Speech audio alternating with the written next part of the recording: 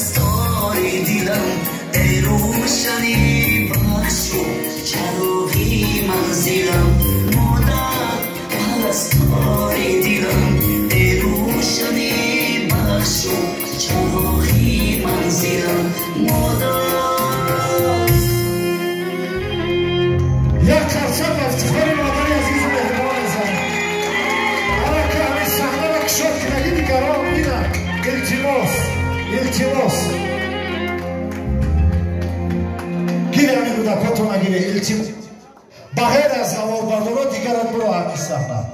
خواهش میکنم عذر بسیار میخوام مادری جان با دعایت مشکل آسان میشود بهری هدف با دعایت شعر و بیتی نو انشا میکنم من نمیخواهم ببینم عمری کمی مادران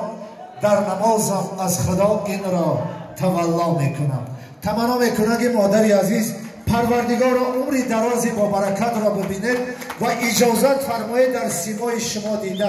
در زیر قدم تمام مادران سری تعظیم فرد آورده حمد و ثنا بگویم و یک ترسم به خاطری شمشاد جان مادری عزیز و مهربان میزنیم چنانه که اولین قدم هایی که شمشاد جان در زمین گذاشت انا همین مادری عزیز و مهربان بود که شمشاد جان گفت که گویم مرا چه زاد مادر پیستان به دهان گرفتن آموخت شبها بری گهواره من بیدار نشست خفتن آموخت یک حرف و دو حرف بر زبانم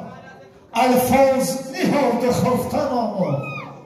دستم بگرفت و پا به پا برد تا شیوه را رفتن آمد پس هستی من هستی اوست تا هستم و هست دارمش دوست هر کس مادرش دوست می‌دارد یک قسم به خاطر مادر عزیز مهربان احسن به شما مادر عزیز مهربان زنده باشید